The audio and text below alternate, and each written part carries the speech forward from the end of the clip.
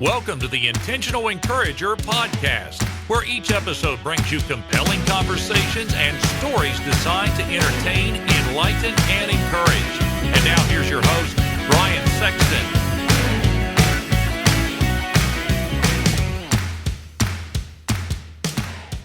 Hey everybody, Brian Sexton. You know what's really important to me when I do business with a company is trust and transparency. I've been telling you now for a good while about my buddy Damon Burton and his company, SEO National, because trust and transparency are just as important to them. You know, for the last 15 years, in the search engine optimization space, they have been leading the way and serving people tremendously well. Now, for those of you that don't know what SEO is, it stands for search engine optimization. It helps you show up higher on Google searches so that folks that are looking for what you have find you quicker. And you know what's really encouraging? More revenue, more sales, growing your business. Do me a favor, get in touch with Damon and his team today at SEO National at 855-736-6285 or go to SEOnational.com and get your free quote and tell them you heard it on the Intentional Encourager podcast. I hope you're ready, because here comes a dynamite conversation on the Intentional Encourager podcast. And welcome into a special edition of the Intentional Encourager podcast, the Super Bowl and Sales Edition. We wanted to do something cool for the Super Bowl, and to be honest, it's been 32 years since my team has participated, 33 years since my team has participated in the Super Bowl, and I can't think of two better guys. I'm Brian Sexton, your host. I can't think of two better guys to have with me to talk Super Bowl and sales. The host of the Surf and Sales podcast, Scott Leese, and the host of the QB Dad podcast, Casey Jacox. And guys, man, thanks for joining me today on this special pod that we've got going today. I'm just glad you waited a couple weeks after Buffalo's loss to try to do this, because I'm only just now able to talk about sports. I get a text from Leese. I won't reveal the entire context of the text, but yeah, we had to wait a couple weeks to do this. So, Casey, I want to start with you. You were a quarterback in college, played at Eastern Washington and Central Washington. Forgive me. Listen, my fandom is just kicking in. I'm just like all over the place, man. But you've been a quarterback. Uncle Rico. Yeah, Uncle Rico, exactly. You're down 21-3 as the Bengals were to the Chiefs. You're on the road. What did you see from a guy like Joe Burrow that in that moment when you're down like that has to kick in for you to be able to lead your team on that kind of comeback? What did you see out of Burrow that made you think, man, these guys may have a chance? Well, I don't know if this episode's going to be video or not, but there's a word behind me. Yeah. This says believe. And man, I that's like my word of the 2022, because when you believe, what you do matters. I learned that power of that word from a guy named John Kaplan. When you believe what you do matters, anything's possible. And you get additional confidence, whether you're for whatever it may be, and you got to believe. And I think that's what great quarterbacks do. I think the kicker from the Bengals is a freaking animal. I mean, he's so laid back and but he's like, all right, I'm about to go kick this thing, win the championship. See you guys in a little bit. Just this quiet confidence, but he believes. And I think that team they're young, and Burrow, he's a rising star, and so many similarities I can think about that we can apply to business and leadership. And yeah. But I got to take a quick audible. I got to give much love to Scotty Leese for bringing me into the Calendly world. I might try online banking, and I might try dry cleaning. So I'm gonna get his advice and leadership and guidance from that. But my world's changed, dude. This is what have I been doing? Well, what a great way to bring Scott into the conversation, man. Scott's kind of the sage among us, man. He's the guy that just brings all of us dragging, kicking, and screaming into the 21st century. You know, that's. But listen, I got to tell you, man, the beard is absolutely incredible. I mean, you know, hats off. I can't pull that off, man. But Passed away too. He's the lead star. Oh, absolutely, man. Hey, Scott, I want to get your perspective, you know, because you talk a lot about the leadership and sales leadership and how to function correctly in those high pressure moments. Kind of put your leadership hat on and take me through what maybe Zach Taylor was thinking down 21-3. You've got to keep your team, to Casey's point, you've got to keep your team composed. You've got to keep them believing that we're not out of this thing. Take me to what that looks like from a leadership standpoint. When you're on the sidelines, you've got to make the decisions. You've got to keep everybody. What's that head coach thinking in the moment there as everybody around him is looking to what do we do now, along with the quarterback on the field, as Casey was talking about? I think there's two things. The first one is you have to maintain your cool and composure as well. So if you start making panic decisions or your emotions spill out of control, too much anger, too much frustration, you start pointing fingers, blaming everybody around you, blaming things that are outside of your control. For example, the officials maybe are outside of your control. Everybody follows suit, right? And so what I saw from him was somebody who was just kind of acting like the score was 0-0. I didn't know from watching his demeanor whether he was ahead, whether he was tied, or whether he was really far behind. And as a leader, you set the tone, right? Everybody knows the phrase "shit rolls downhill." So, as a leader, be the one that stops the roll. And I think that he did a pretty good job of that. And the second point that I'll make is, too often when you're down, you kind of think, "Oh, I'm never going to score X number of points," or I'm only 20% to my quota with a week left. I'm never going to get there, and you worry about kind of eating the whole elephant straight away. Well, one of the things that I think makes a lot of sense to do is just try to find one thing that we can do right now, one thing that we could do today to spark a little bit of momentum. One good sales call, one good first down, one good drive. And one of the things that happened that I think actually saved the game for Cincinnati is they went down and scored a touchdown with 1 minute left in the first half. And I haven't heard a lot of people talk about that over the last, few days. It was all about the second half and the big comeback and shutting down the Chiefs on defense. But they snuck down there right before the half and got one touchdown.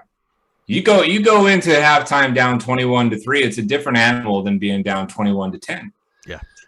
Right. And I guarantee you there was conversations on that sideline like, let's just chip away. Let's just chip away. You hang around. You give yourself a chance. And so those are the two things that I really noticed. Yeah, I love that, Scott. And again, keep the torrent of bad things. The Chiefs were going down every possession. Man, they were just putting it in the end zone, putting it in the end zone, putting it in the end zone. Mahomes had incredible confidence in that game. And Cincinnati got a couple of stops. And to your point about the touchdown, Casey, I want to get your perspective leading a huddle like that. Mm-hmm. When you're leading a huddle and you get that momentum, mm-hmm. Now you get the ball back and you're down 21-10. Your defense has got to stop. What are you looking for in the eyes of your guys in that huddle in that moment? Because it's evident that Burrow and Chase have had a magical year. Joe Burrow, Jamar Chase. Mm-hmm. But Joe Burrow's got T. Higgins. He's got Tyler Boyd. He's got and they didn't have his regular tight end because C.J. Uzomah had an MCL sprain and was out for that game. But he had his tight end. He had Drew Sample. He had Joe Mixon. His offensive line had been taking a lot of heat because they couldn't protect anybody in the Tennessee game. But when you're looking at your guys in the huddle, what are you looking for in that moment when you're down, you get the ball back? What are you looking for? I think Scott hit a hit on a good segue. To me, I mean, as a quarterback, I like to have fun. As leader of business teams when I was in corporate, I like to have fun. I like to keep it light. And you think about, I hate to bring up I think this is against the Bengals. Well, Brian, but like the 80, whatever it was when Montana drove the drive back and he told his lineman, "Hey guys, is that?" Oh, I can answer that one for you if you want. Yeah, go for it, man. That's 1989, I believe. He goes, "Yeah, is that John Candy up there in the front row?" I mean, just keeping it light and keeping it loose. When you remove fear from anything you're doing, when you as the leader can inspire belief, when you can remove the fear, when this is going to happen. It's not, I think we can do it, or I hope we can do it. So you're going to run a great route. You're going to pick up protection. Give me time, boys. I'm going to make a frickin' laser throw and we're going to go score. It's not a matter of, that anxiety words. It's just, you will do it. And I think when you can demand that, inspire those people around you. And then what Scott was saying a second ago, I think the words we say matter. I mean, I don't know if you guys know the story about, if there's some Boston fans listening, I apologize, boys, girls, but Billy Buckner, 19 days before Game 6, he got interviewed and they said, hey, I'm paraphrasing. What's it like, Bill? How you doing? What do you think about this World Series? Like, this is the dream come true. Well, I'm here. I'm about to win the World Series. Transversely, the nightmare is you have a ball go between your legs and you lose World Series. He said that 19 days before Game 6, spoke truth into existence. I'm not saying the guy's a prophet, right? But the work I do at Limitless Minds, and we talk about staying neutral, and the words we say matter. Science says when you say negative thoughts out loud, it increases that like 40 to 70% more likely chance it's going to happen. So as a seller, I can't call that VP. They're probably busy. I'll probably document at the end of the week. It's not that important. I'll get to that email later. Like all these negative self-talk we tell ourselves and get out of our routine. Weird. It produces negative outcomes. But I think Scott hit it on the head. Like just finding little wins along the way. Find something positive that you can get something around you and your team. I think when you do those things, sure increase the chance of likelihood you're going to be successful.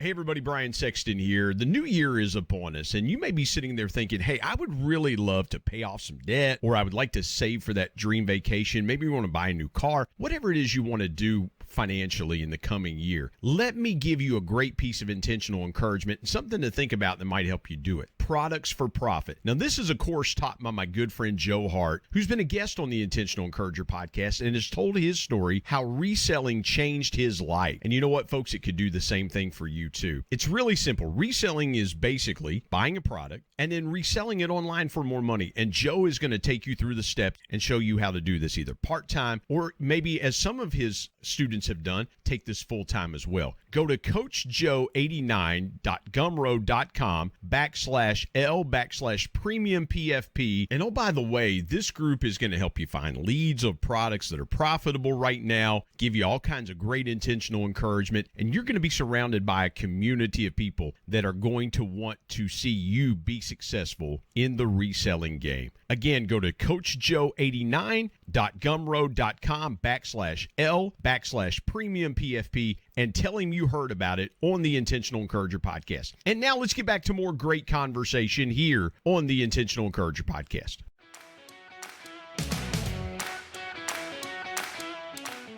Hey Scott, I want to jump back to you for just a second again. I want to pick your leadership brain, because the right play calls in the right moment, and obviously you don't know when you send that play in, that you're calling that play into your quarterback, whether it's Brian Daboll calling at that time Brian Daboll, who's now the head coach of the Giants, calling that play into Josh Allen, or Seattle's OC Darrell Bevell calling that play into Russell Wilson.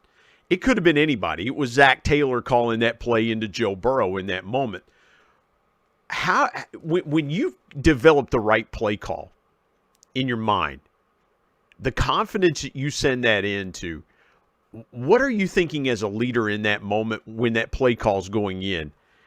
How much confidence does the leader have to transmit in that play call in that situation? Or, as you said a couple of minutes ago, does your thermostat stay the same? Does your thermometer stay the same in that moment, no matter how much pressure it is, if it's a 3rd and 27 or if it's a 1st and 10? What are you transmitting in that play call as a leader?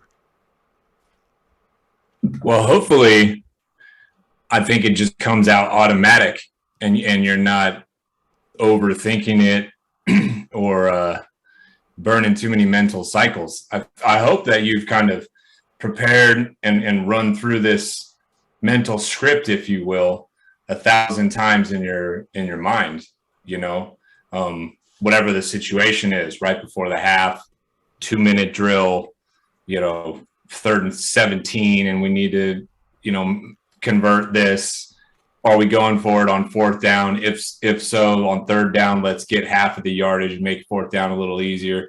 So hopefully it just like kind of comes out, and I think what you don't want to portray is indecision, right? You want to be decisive. I want to send in the play call quick, straight away, not sit around and, on the internal microphones, walkie-talkies, whatever the hell they use, be like, what about this one?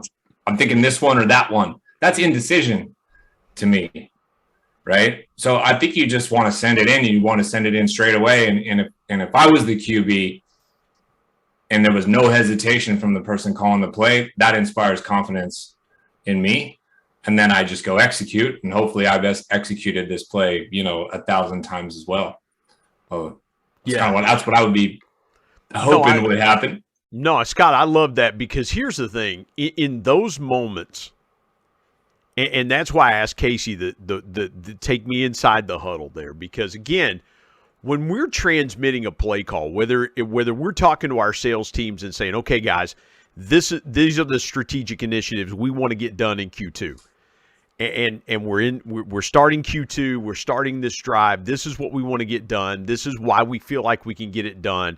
We have confidence in you guys to do it. That matters more than stepping up and going, you know what, guys, crap. We had a bad first quarter, and, man, I don't know what we're going to do here. We're trying to figure it out here. Anybody got any ideas? Anybody got a play they like? And that is terrible in that moment. Let's go now to what Sunday is going to be like. Man, this is the week where everything is leading up to, quote, the biggest game of your life. And Casey, I want to bounce this to you, and then Scott, I want to bounce it to you as well too. But this week, when you have big games and salespeople, when you have big moments, we've got some things coming up that we need to get. Obviously, the biggest game of our lives. How do we keep ourselves calm in that moment, Casey? How do you keep yourself from having the distractions? And Scott, I want you to take that as well too. I'm going to step back and let you guys handle that question, but I want to talk about eliminating distractions before the big game. And Casey, I want to get your thoughts, and then Scott, again, get your thoughts on that. I think Scott is teeing me up perfectly, man. It is the one word the salespeople don't like. It's the one word they say, I don't need to do that. And it's called practice. And, so many sellers wing it, which means they practice on their clients. And if we actually called our clients, say, hey, Brian, wherever I'm so excited to call you. I'm practicing on you today. This is gonna be awesome. I'm not prepared. I don't even know what your company does. I'm going to keep talking a bunch, but I hope you buy all the products from me and give me your business, all of it, exclusive. My boss told me to ask for exclusive, so I got to get it. So I think if you are consciously competent about what you're doing, not unconsciously competent or unconsciously incompetent, but truly you understand what you do, why you do it, how you do it, right? You understand the problems exist for the industry you serve. You understand the problems that exist for your customer. You understand how you solve those problems differently or better than your competition. You can articulate proof very, very well, and you practice it. And if there's two mindsets. Some sellers will say, oh, I don't like role playing. I don't like practicing because I don't sound like that in front of the client. I'm like, BS, bro. BS. Stop. That's negative self-talk. And when we can commit to practicing, the game's going to slow down. Everything's going to slow down. And I know that was one thing I was proud of about my time, my end of my career is, as a top guy in our company, I still practice. Before I speak now, I still practice. And I'm trying to make sure my kids see me practicing. So I'm not just saying, I'm not expecting them to go to the driving range, them to go to the weight room, them to go to the free throw line to get extra reps in. I'm showing them I'm doing the same thing. So yeah, you hit a hot button for me, man, because practice is like the uncool thing to do. That when the elite sellers I know, they practice their craft and they're finding ways to get better so that when the big game comes, they're so freaking prepared and ready to go. It's just another day of practice. Yeah. Scott, take it, man. I know you've got something to add to that. I think right now you have to be kind of willing to take some extreme measures because the amount of distractions is going to be different. They've had distractions, most of these guys, their whole life. Most of them were playing some sport probably since the time they were a little kid.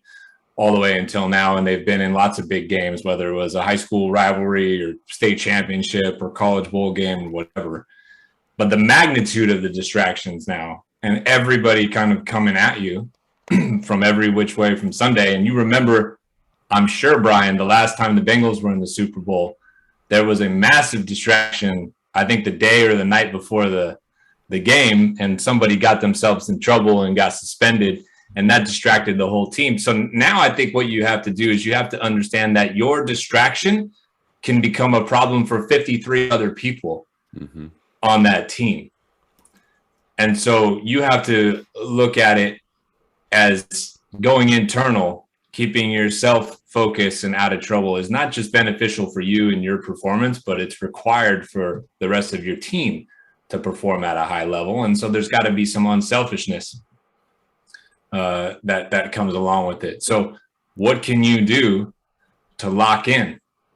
Throw your phone away for a few days. Turn off your notifications. For most of these guys, shut down Twitter for the week, right? Don't read what anybody's saying. Don't say anything stupid yourself. Don't go out and try to blow off steam. God knows who's out there that can pull you into trouble, even if you don't go looking for it, right?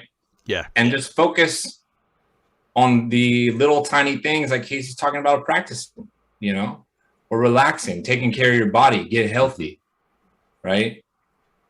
And, I'm sure it's difficult. These guys got a lot of different interests. They got a lot of money.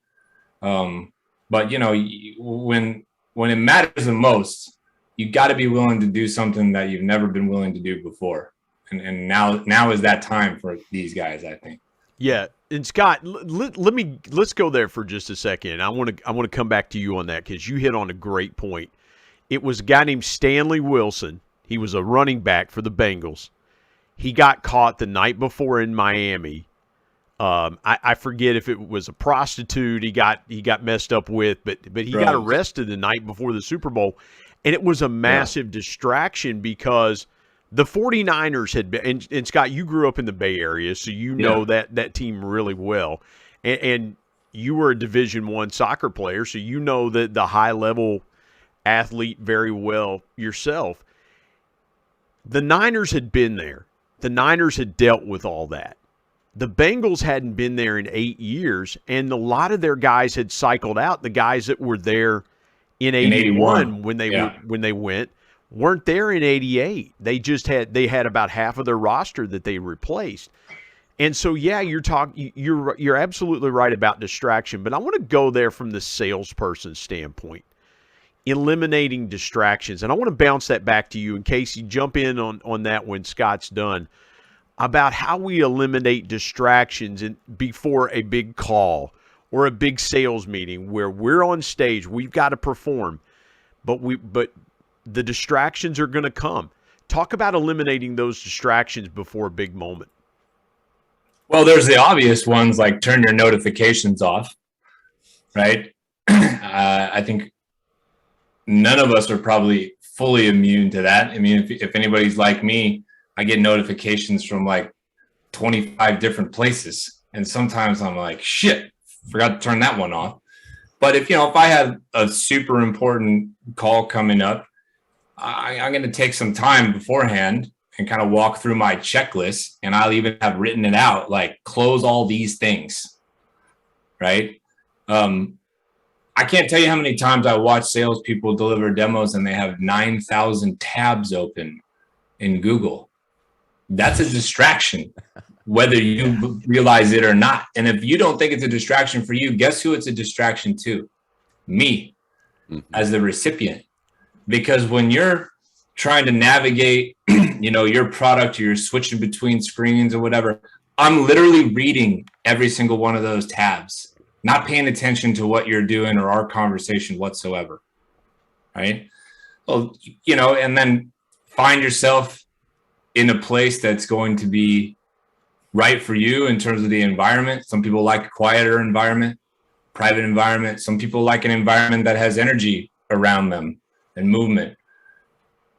But you kind of set the environment in such a way that it's conducive to your focus and eliminating as many of those distractions as humanly possible, I think. Right? Those are some pretty easy ones. Maybe the tab one is a little bit like too specific for people, but I'm telling you, No, that's as a good somebody one, on man. the other Great end, one.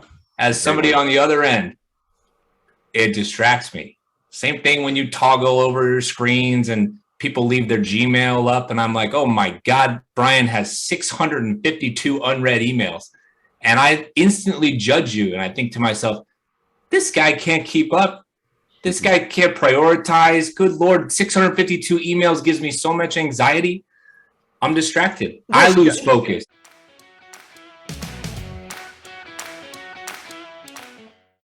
Hey everybody, Brian Sexton. I want to take a moment and tell you about my friend Harry Spate and his new book, Selling with Dignity. Harry has taken an age-old concept of sales and he's put a new twist to it, and I love the direction that he's taken with Selling with Dignity. And here's what's encouraging about Harry's book. Instead of viewing people as numbers and machines, salespeople are now given the tools and the encouragement to be dignified in their approach. Here's what Harry says. He says, selling is an honorable profession when it's done right. When sellers feel they're valuable and have integrity and respect, this opens the door for better conversations and eventually relationship. This book puts an end to sleazy sales tactics and proves why selling with dignity can be done, and it leads to massive success. And I couldn't agree more. Go to sellingwithdignity.com, get your copy today, and if you want Harry to sign it, he'll do that for you. Again, go to sellingwithdignity.com and pick up your copy today of the new book by Harry Spate, Selling with Dignity. And now let's get back to more great conversation here on the Intentional Encourager podcast.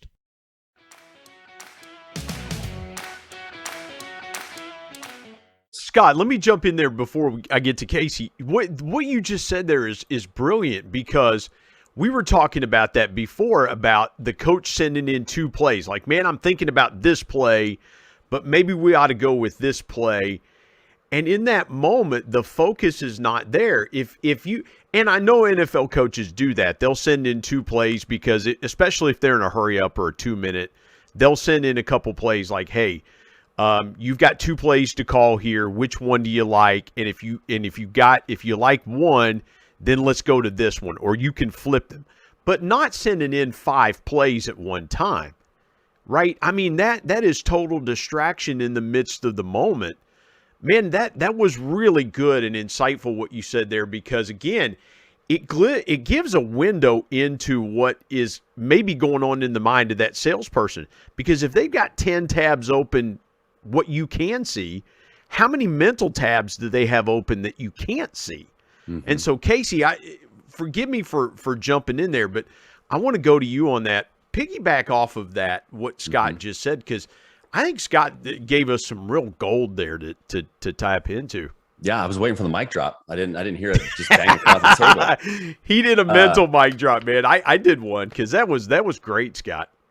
It is. There's a couple things that, and I think, I hate to pick on, I hate to say about dating with younger sellers. You know, we want to look cool. We got the fancy new iPhone, the watch. But when you're in a meeting and the thing buzzes and you're like, oh, you just sent a mental note that you got to go somewhere. And I don't know about you guys, but I see, unfortunately, people not being taught that level of common sense, which we need to teach that level of common sense, because our customer, our prospect deserves better. I think that's an awesome point Scott made on the freaking tabs. When we're getting presented to, it's like we're following the bouncing ball. And I think you put something out on Twitter maybe a couple weeks ago that I thought was just absolute gold, and the timing of it was perfect for me, because I was presenting that day to like 300 people, one of my first live events. And I think, paraphrasing, you said something like, stories matter, not the words in the slide, or something like that. And so often when we are getting presented to, you're the intentional encourager, you're looking at the words. But if you can be prepared, like we talked about a second ago, you spend time okay, it's a big call. I got practice. I got my stories. What's going on? Okay. Be Audible-ready like a quarterback. Check the line of scrimmage. Think about, like, if something comes, what questions am I ready to ask? Pivot the conversation a different way. And you're prepared. I think that you just increase your chance to be successful. And I think, Scott hit it on the head. I think, all those things that a customer is going to judge us, the picture you have on LinkedIn, what you're doing on other social media channels, they're watching these things, they're seeing these things. Yeah. So if you can, again, about eliminating distractions. Eliminate things that are going to distract the client to judge you, because we're going to get judged regardless. So make sure you're doing everything you can to separate yourself from just, the good, the great, and the elite, and ask yourself, what's important to you? Where do you want to go? Yeah. And if you want to do JV type things, then don't be surprised you're on the JV. Well, and Casey, you just hit it there, because again, I've talked about from the Bengal fans' perspective, but there's the opponent that they have to face in the LA Rams. The LA Rams have to prepare for the Bengals just as much as the Bengals have to prepare for them, and I think we forget a lot of times in the selling situation is that our buyers have to prepare for us like we have to prepare for them. It's not just I've got to prepare this presentation because I got to make sure that I'm locked in and things like that. What is our buyer doing? And Casey, I love that. What's our buyer doing to prepare for us? Mm-hmm. Are they studying us on social media? Are they looking at our company a little bit different? How are they breaking down game film? And I'll put that in air quotes. How are they breaking down film of us? And I don't think that we look at that the same way as we pour into our preparation. Scott, I want to bounce that to you real quick. As somebody that you're not only training, coaching, leading sales orgs and things like that, but you're getting pitched yourself and people are coming to you to sell you things like that. Take me through some of the mental reps as you're getting prepared to buy. If you're looking at product or you're looking at a service for one of your sales orgs, how are you game planning that week to be a buyer instead of a seller? I love this question. And my answer is I have a particular set of discovery questions that I'm going to ask the same way I would if I was a seller. So I need to learn this list of things. How much it costs, what's the implementation, what's my benefit, why does somebody choose to work with you and not one of your competitors, why does somebody choose to work with your competitor and not you? These are questions that I'm going to ask and try to suss out. And there's maybe a dozen or so, fields, for lack of a better word, that I'm trying to learn. And I have a process for doing this the same way I do for selling. And I don't deviate from that process. This is the process that works for me. I don't move on and advance and get distracted and start talking about something else until I get my information and my answers on these particular things. And I follow that every single time to a T. And then I have the information that I need and I'm armed with in order to make an educated decision, whether I'm buying that product myself, whether I'm recommending this particular product to a list of my clients over a different one, whether I'm considering joining their affiliate program or not, whether I want them to be a sponsor of one of my events that I'm doing versus somebody else, right? So it's that criteria, and I don't know a better way to phrase it than I, as a buyer, am also doing discovery.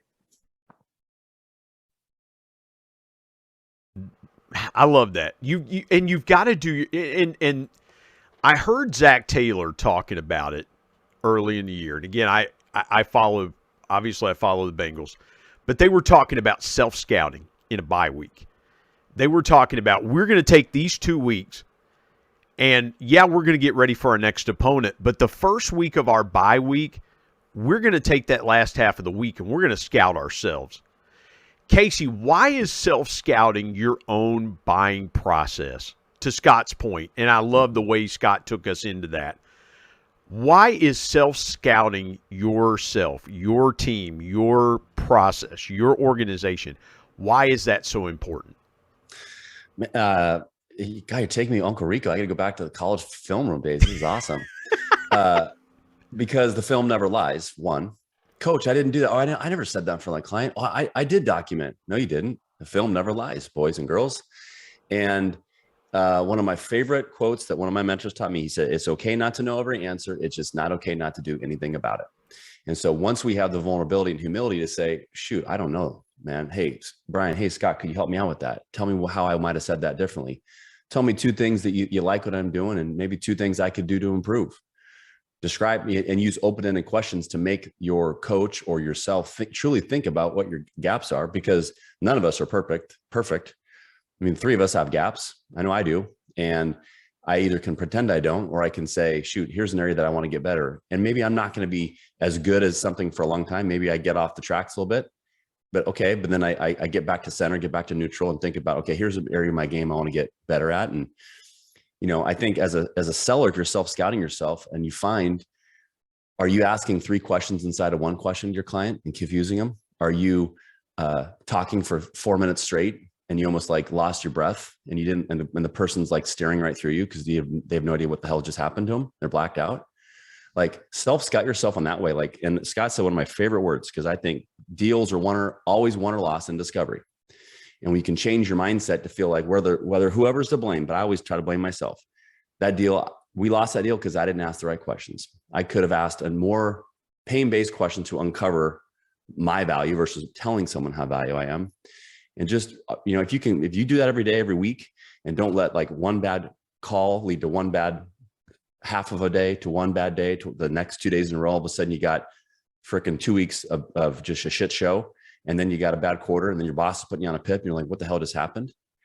And then I'll full loop it back to what Scott said in the beginning. That I think is just great advice for all of us. Find little wins along the way as you're self-scouting yourself. Find something small that you're chipping away at that's going to give you confidence to say, okay, boom, I had 4 bad calls, but yeah, I just had a great call. And that person didn't make me feel like a freaking turd in the punch bowl. And I felt good about myself, and I'm gonna get back on the phone and let's go call play in the huddle and get after it. So I don't know. I love analogies between sports and business, and it's a fun conversation to have. So I hope that gives some insight. Well, and last year, the Ravens defensive coordinator, Cincinnati kicked a field goal. The Ravens were beating them 27-0, and they got within field goal range. They kicked a field goal because they didn't want to get shut out.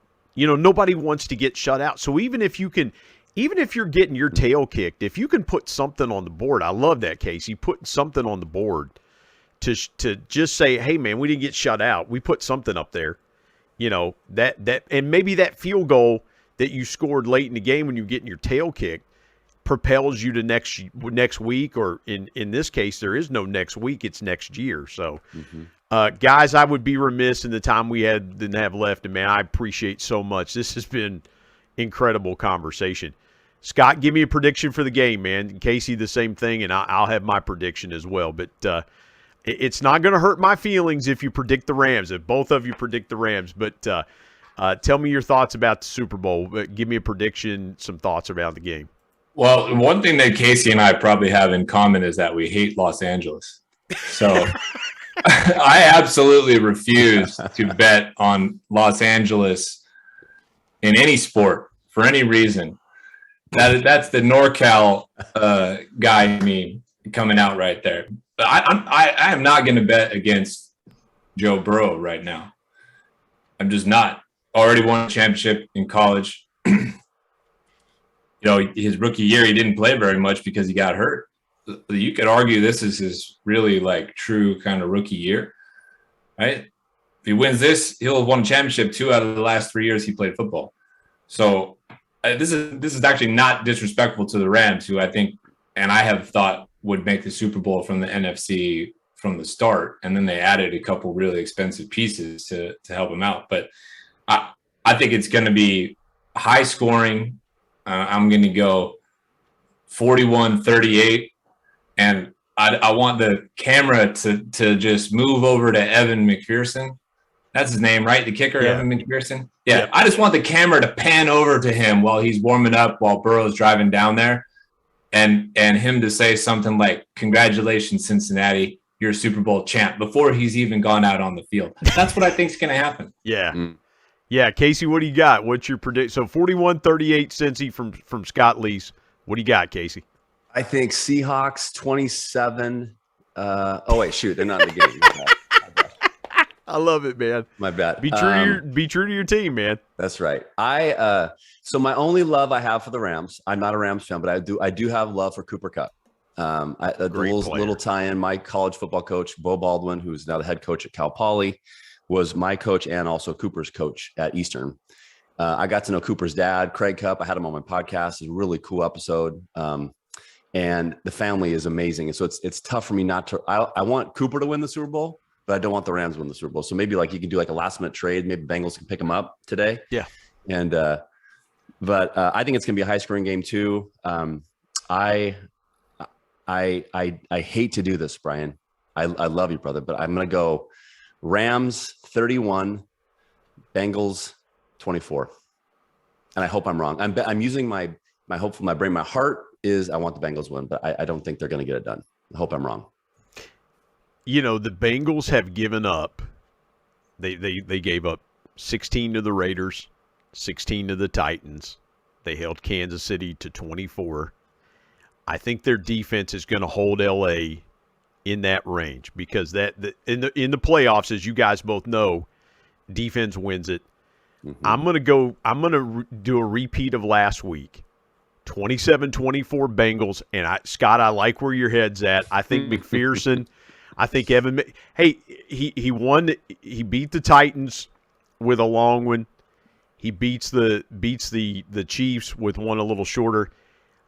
I think if they get to about the 44, 45 yard line, I can see them trotting him out with 2 seconds left and him kicking a banger, a bomb, because they're a bomb from inside because they're indoors, and so 65 yarder. Oh, that'd be awesome, man. Justin Tucker range. But guys, this has been great. Scott Leese, the co-host of the Surf and Sales podcast with our good buddy Richard Harris, and in Casey Jacox, the host of the QB Dad podcast. Guys, I can't thank you enough for joining me on this special edition of the Intentional Encourager podcast. You're welcome, man, and good luck to your Bengals. That's right.